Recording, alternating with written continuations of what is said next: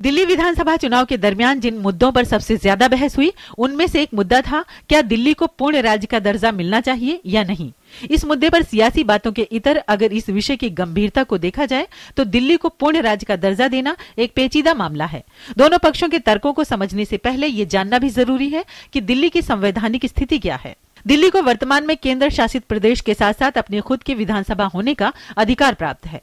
दिल्ली को अन्य केंद्र शासित प्रदेशों से अलग ये ओहदा साल 1991 से प्राप्त है।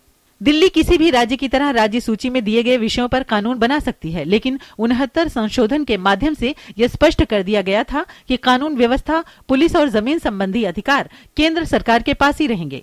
इस बात के पीछे ये तर्क था कि दिल्ली न सिर्फ एक केंद्र शासित प्रदेश है बल्कि देश की राजधानी भी है। इसलिए केंद्र सरकार के कार्यालयों से लेकर विदेशी मेहमानों के संवेदनशील दौरे से लेकर राजधानी की सुरक्षा से किसी प्रकार का समझौता नहीं किया जा सकता। इसलिए यह जरूरी है कि केंद्र सरकार राजधानी होने के नाते दिल्ली के संवेदनशील मुद्दों को तय करे और दिल्ली विधानसभा अपने नागरिकों के हितों के लिए कल्याणकारी योजनाएं बनाए और उन्हें लागू करे।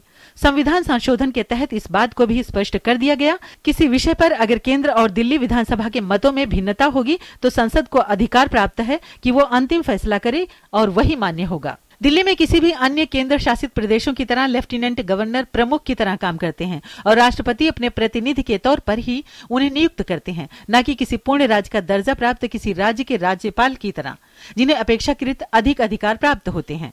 दिल्ली का संवैधानिक दर्जा क्या हो, इसके लिए साल 2003 में भी एक बड़ा कदम सामने तब आया जब उस वक्त की एनडीए सरकार ने दिल्ली को पूर्ण राज्य का दर्जा देने के लिए लोकसभा में बिल लाया। हालांकि उस बिल में भी इस बात का प्रावधान किया गया था कि पुलिस और कानून व्यवस्था केंद्र के अधीन ही रहेगी, लेकिन 13वीं लोकसभा के कार्यकाल के साथ ही वो बिल भी रद्द हो गया।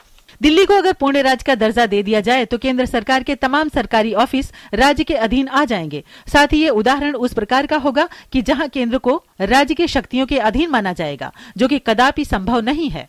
दिल्ली को पूर्ण राज्य का दर्जा मिलने पर उसे अपने हिस्से के सभी खर्चे उठाने होंगे जो अभी केंद्र सरकार वहन करती है।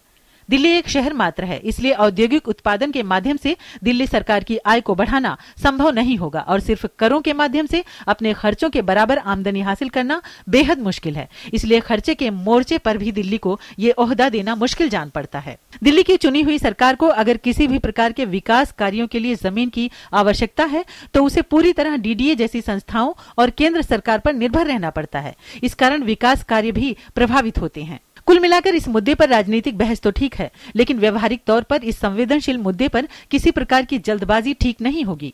इस मुद्दे पर आगे बढ़ने से पहले न सिर्फ संवैधानिक शंकाओं का निवारण जरूरी है, साथ ही राजधानी के संवेदनशील स्वरूप की मर्यादा का भी ख्याल रखना जरूरी होगा। DD news.